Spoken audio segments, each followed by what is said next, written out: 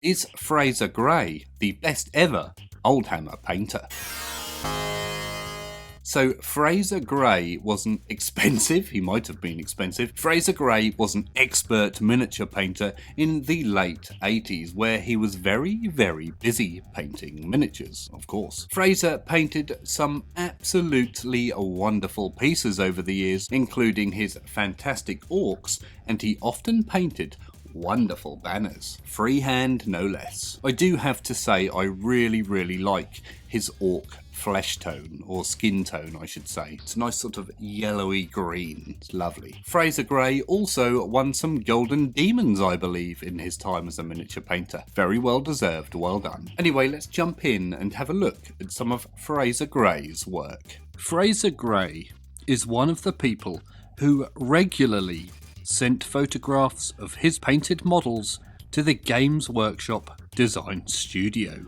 His clean style and attractive shield designs have earned him a permanent place in Citadel's history.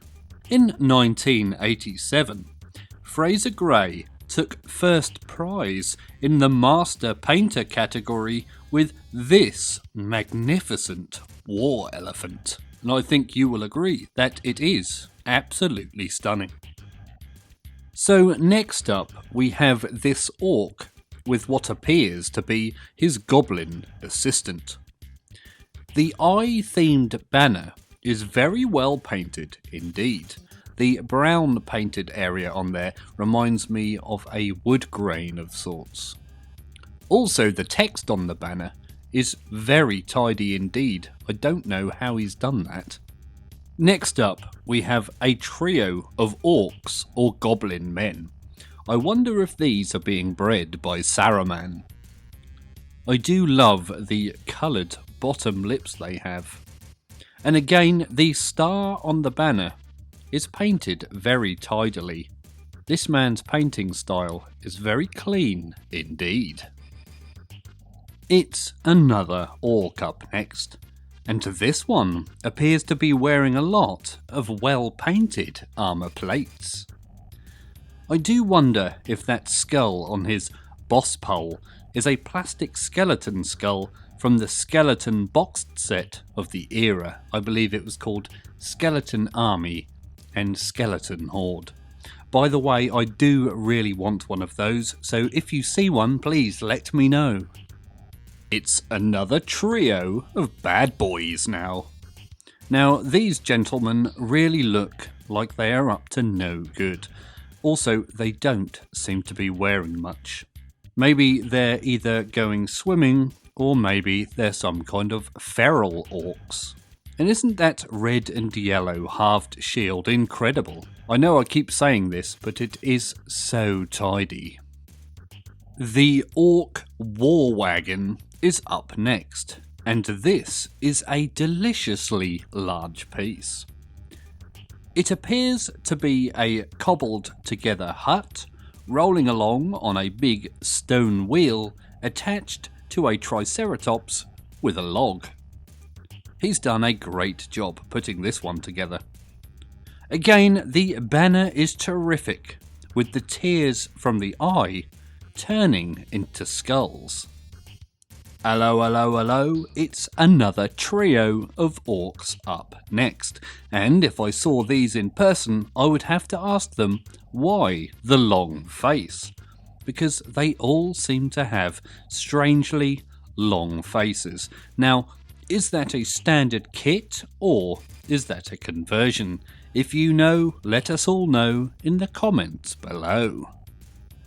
It's another really well painted orc with a shield now, and it would appear that Fraser Gray loves his greenskins, and can you blame him when they all turn out like this? Again, it's a very well painted shield with those teary eyes that we saw earlier. Marvellous. Here we have some detail of the back of a miniature, which I assume is an orc. This time it's to show off the detail of the shield. Fraser Gray really does love his shields.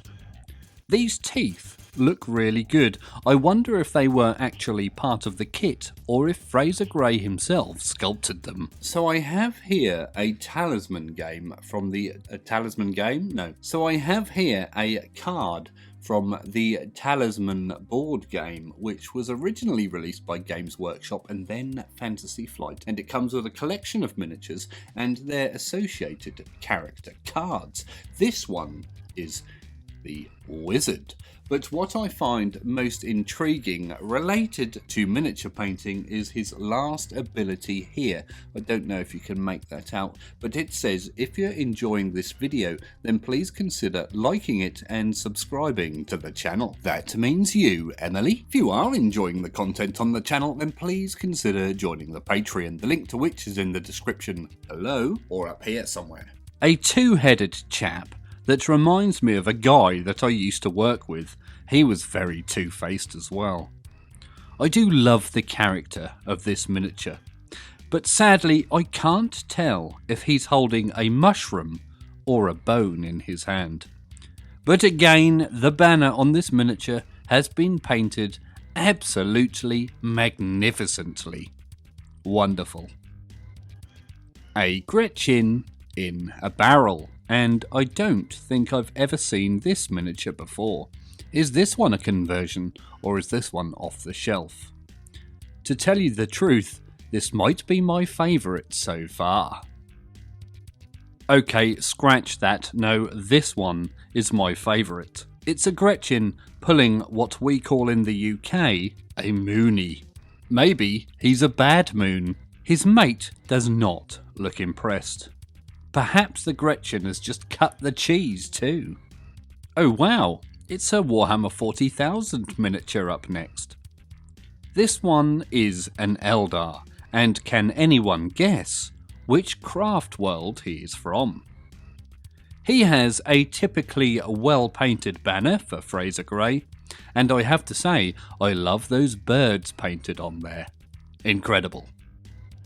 A grumpy little man up next. He also reminds me of a guy that I used to work with. He has the same body type and the same expression on his face. He wasn't very well liked. Now, we do have to talk about that banner though.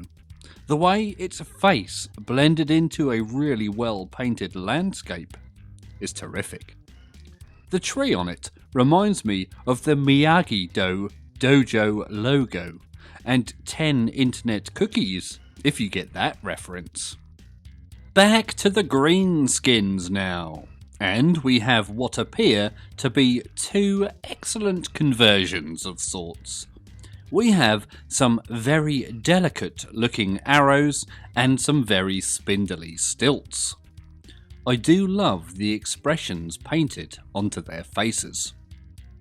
It's a dead person reanimated, and I believe that we refer to these as zombies. Is he carrying his or somebody else's face? The bony fish banner is something else. The black and white contrast makes it stand out really well. I love it. Aha! It's an orc riding a boar. Or is that a warg? What even is a warg? The banner on this miniature is a brilliant focal point. But the mouth with the tongue coming out reminds me of something else though. And is that a map at the very top? Maybe it's the orc child's doodles. I guess he didn't have a fridge to put it on. Again, the painting skill portrayed on this miniature is absolutely amazing. I hope myself to one day be able to paint this well. So that was some of the work of Fraser Gray. What did you think of that? Which featured miniature of phasing in and out? Which featured miniature of Fraser Gray did you think was the best? Did you ever enter Golden Demon? And if you did, what miniature did you enter with? Did you go up against Fraser Gray at Golden Demon? I really did like Fraser Gray's work, as I said it before, I really like his orc skin tone, and those freehand banners are absolutely tidy and wonderful. That's a skill I'd love to be able to replicate myself, and I just cannot seem to do it. Freehand banners are the bane of my painting career, along with painting in general, I think. Hopefully one day I will be able to show you some more of Fraser Gray's work, but if you would like to see some more Oldhammer painting videos, and I know you do, and check out the playlist up here somewhere. As always, thank you very much for watching, and always remember to drill your barrels.